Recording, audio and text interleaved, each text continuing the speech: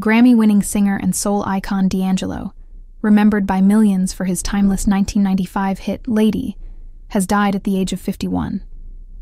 The beloved musician, born Michael Eugene Archer, passed away in New York City after a private battle with pancreatic cancer that he fought with quiet courage and dignity.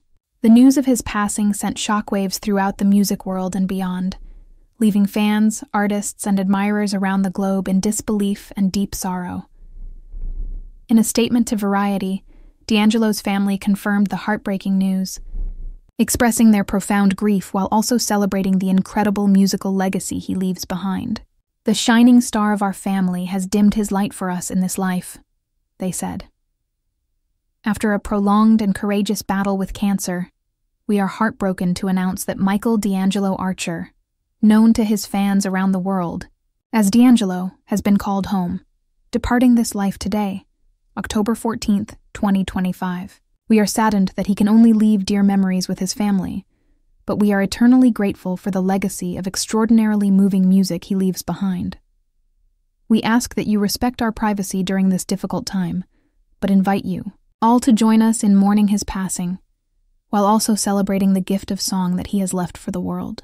Another source close to the family told People magazine that the singer had been battling the illness for some time, and had been hospitalized for several months before entering hospice care.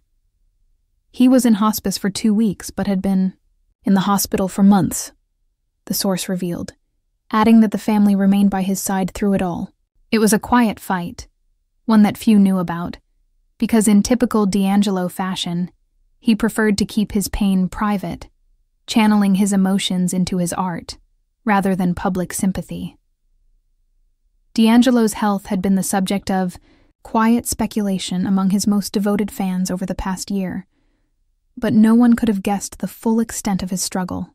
The singer, who had long been known for his soulful mystique and enigmatic persona, continued to make occasional public appearances, and even hinted at new music in recent interviews.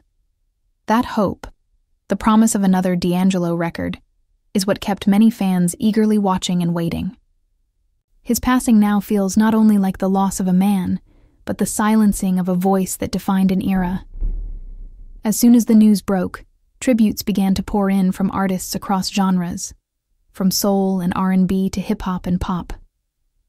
Doja Cat took to X, formerly Twitter, to write, "Rest in peace, D'Angelo. My thoughts, love, and prayers go out to his family and friends. A true voice of soul and inspiration to many brilliant artists of our generation and generations to come." Rapper Flavor Flav echoed that sentiment, posting, "R.I.P. icon D'Angelo." Jill Scott, who shared both the stage and spirit of neo-soul with him during its golden era, expressed her grief with raw emotion. "I told you a long time ago. You ain't gonna understand everything, and everything ain't meant for you, nor I to understand. I never met D'Angelo, but I love him, respect him, admire his gift. This loss hurts.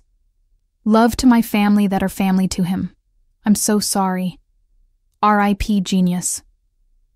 Actress Rosie Perez also added, "OMG, this is so sad. I knew he was fighting for some time too. But man, this is so sad. A great artist, gone too soon. My sympathies to his loved ones and family. Rip D'Angelo." Each tribute carried a deep personal tone, a reminder of how profoundly D'Angelo touched people, even those he never met. His music wasn't just listened to, it was felt. Every lyric, every chord, every note carried the weight of authenticity and raw emotion. That was what separated him from so many others. D'Angelo never chased trends. He was the trend, the quiet storm behind the neo-soul movement that reshaped modern R&B in the 1990s and early 2000s. Born on February 11, 1974, in Richmond, Virginia, Michael Eugene Archer was raised in a deeply religious family. His father was a Pentecostal minister, and church became his first stage. It was there that his love for music was born, not from fame, not from ambition, but from the sheer spiritual connection that gospel music instilled in him.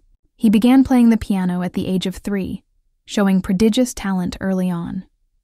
By his teenage years, D'Angelo had developed an obsession with the soulful storytelling of artists like Prince, Marvin Gaye, and Stevie Wonder, legends who, like him, understood that music was both confession and communion. In 1995, his debut album Brown Sugar announced the arrival of a new kind of soul.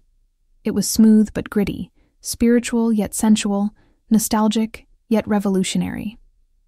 Critics hailed it as a rebirth of R&B at a time when the genre was leaning heavily into polished pop production. Songs like Brown Sugar, Lady, and Cruisin' showcased D'Angelo's buttery voice and undeniable musicianship. The album went platinum and remained on the Billboard 200 for over a year, a testament to its lasting resonance. But more than commercial success, Brown Sugar sparked a movement. It inspired a generation of artists, including Maxwell, Erykah Badu, and Lauryn Hill, who together helped shape what came to be known as neo-soul. D'Angelo's artistry deepened with his second album, Voodoo, released in 2000. The record, infused with funk, gospel, and jazz influences, was a masterpiece that cemented his reputation as one of the most gifted musicians of his time.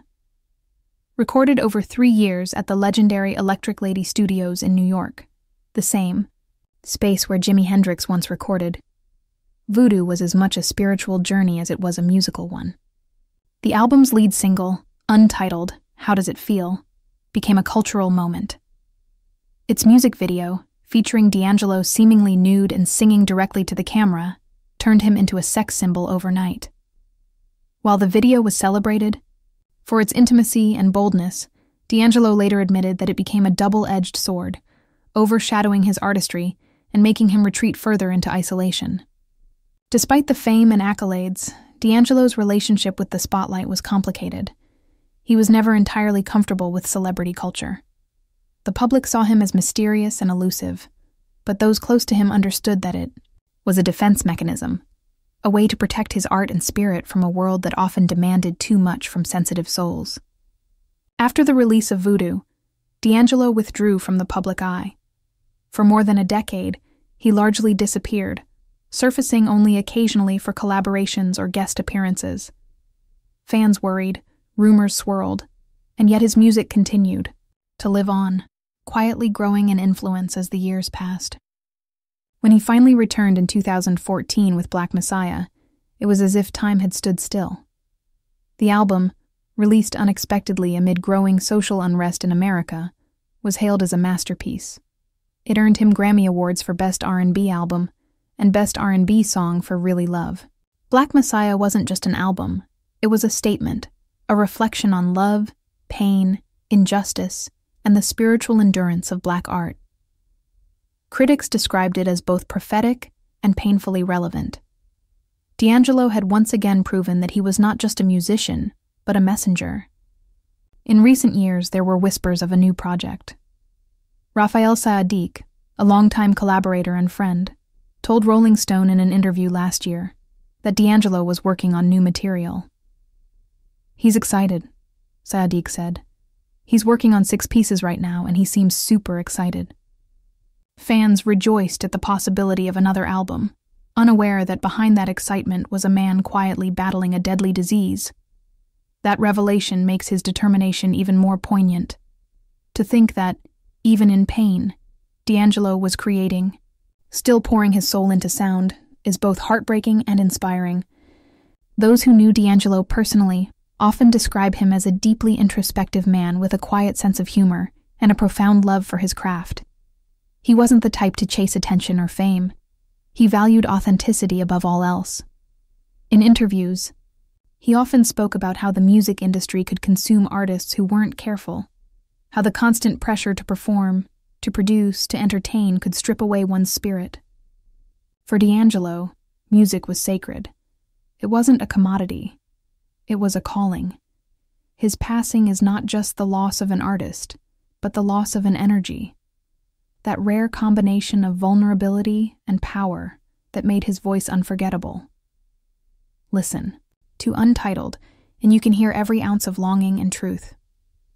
Listen to Really Love, and you'll feel the kind of tenderness that only someone who has lived through both joy and pain can convey. He sang not just with his voice, but with his soul. That's why his fans connected so deeply. He didn't just write songs, he gave people permission to feel.